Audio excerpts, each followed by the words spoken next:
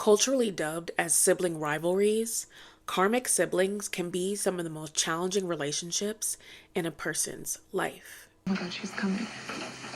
I don't understand the attitude. I'm so afraid of her. I'm like so afraid of her. While your human allegiance may be to your nuclear family members, it can be difficult to form safe connections with siblings who know intimately many of your insecurities and seemingly seek to prey on them for their own benefit. I think that both of you have a inferiority complex. Ooh, bird. Maybe that's why I don't want to hang out with you. In this episode, we are going to be looking at how karmic siblings can trigger us in the most vulnerable areas and the origins of these seemingly strained relationships. This is Channeling Chinez. Hey friends, welcome back to Channeling Chinez. If you're new here, I'm Chinez, and I break down the spirituality and energy behind many of today's modern experiences. And if you are returning here, thank you so much for helping in its continued growth and for staying channeled in.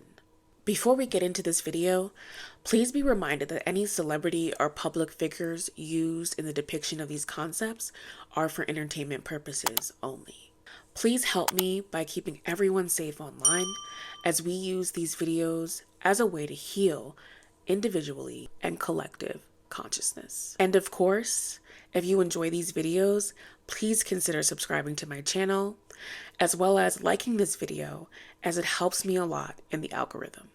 When you hear terms like golden child and scapegoat, these are often used as labels for different roles assigned to family members within a narcissistic family dynamic.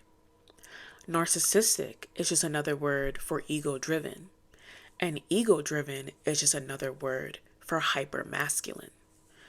And because of the current societal energetic climate, many of us were born into ego-driven households with the sole mission to unravel one or more of these family roles and break the generational curse of ego and spiritual imbalance. There's always that one daughter in the family who does things her way and who heals all the family's generational trauma. God, this is good. Many ego-driven households are built on the ideologies of the most dominant parent, or in other words, the values taught to children from parents in these kinds of households are set by the individual with the greatest desire for control. My mom tries to change the subject or not really face these types of topics. Oftentimes being the most ego-driven or masculine parent. Go I'm not through even that. thinking about that. In a million years, I've got a very full, fabulous life. Why am I going back to It's just if you want to change certain ways. When a household has more than one child, the suppression of feminine energy is typically felt by one or more children more than the others, creating the golden child versus scapegoat dynamic, or the future narcissist and potential empath dynamic. This is one of the ways we can define karmic siblings. I mean, look at him. I feel really bad for him. This is just such a typical day of Rob. He's just so not motivated. Like, He should go get a real job. The term sibling rivalries comes from the ego viewpoint of what it means when two or more siblings attempt to live out or oppose the family ideology. Dad raised you better than that. Mom raised you better than that. Bruce raised you better than that. That's how disrespectful. and I think they'd all be very extremely proud of Yeah. me. You, on the other hand, Oh yeah. just look in the mirror. However, a deeper look at the spiritual undertones of this relationship typically reveals a battle of expansive energy versus the stagnant. When a sibling dares to challenge the limiting beliefs of the family structure, opposing siblings will oftentimes push back and attempt to condemn any sort of criticism of their upbringing. This is an ego response to the feeling of one's very life foundation shaking beneath their feet.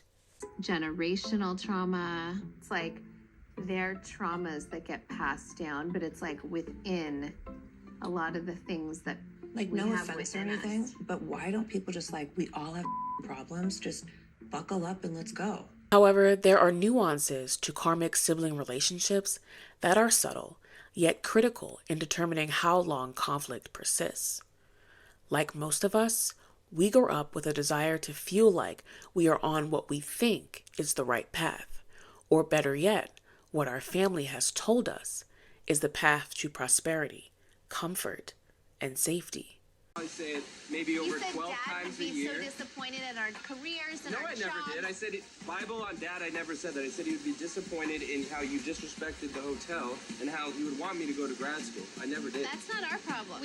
As the empath sibling pushes the limits in challenging the family to add love, mutual respect, and personal autonomy into those core family values, the pushback received by parental figures and eventually the pushback from siblings creates a perception of wrongdoing by the empath, making one sibling the model example for upholding current family standards, and the other sibling as a cautionary tale at best. Try to change everything and aren't considerate of other people's work obligations, because some people do have to work. I do have to make this deadline for the holiday collection or I'm screwed. So do it. How is the person that is the least busy? How am I the most least difficult? busy? So we can either not do it or we can do it at the time when I said. However, this push to expand the family values can inadvertently liberate the other siblings as well, which create undertones of jealousy within relationships. And because of our awareness and attachment to the very real cycle of life, siblings in these kinds of relationships struggle for control over the family destiny to break areas of imbalance or to perpetuate them. Which one of you is more like your mom in Me. terms of being a mom? Kim. Me, for sure. I mean, she gets worked up. Like when she gets frazzled, where she's just like, Yeah, get over here, teeth Kimberly. clenched.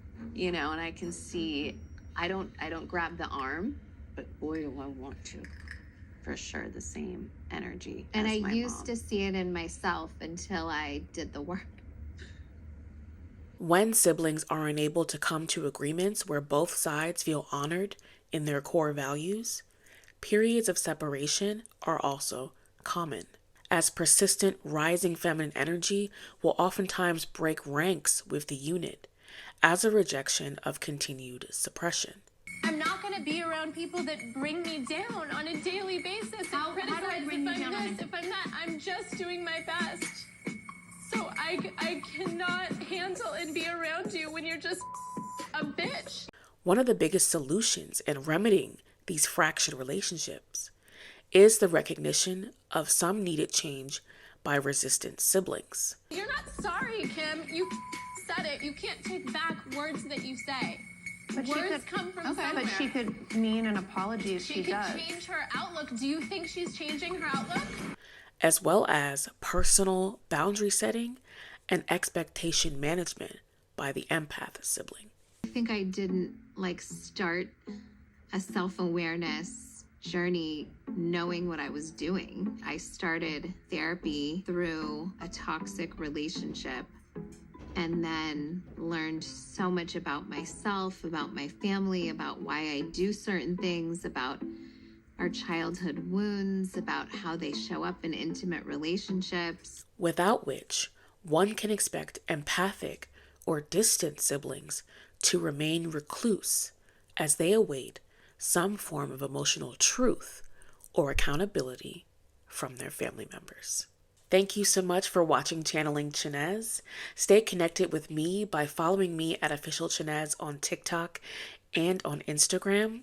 You can also browse my products and services at my website, linked for you in the description box below. Thank you again for watching, and I will see you in the next episode.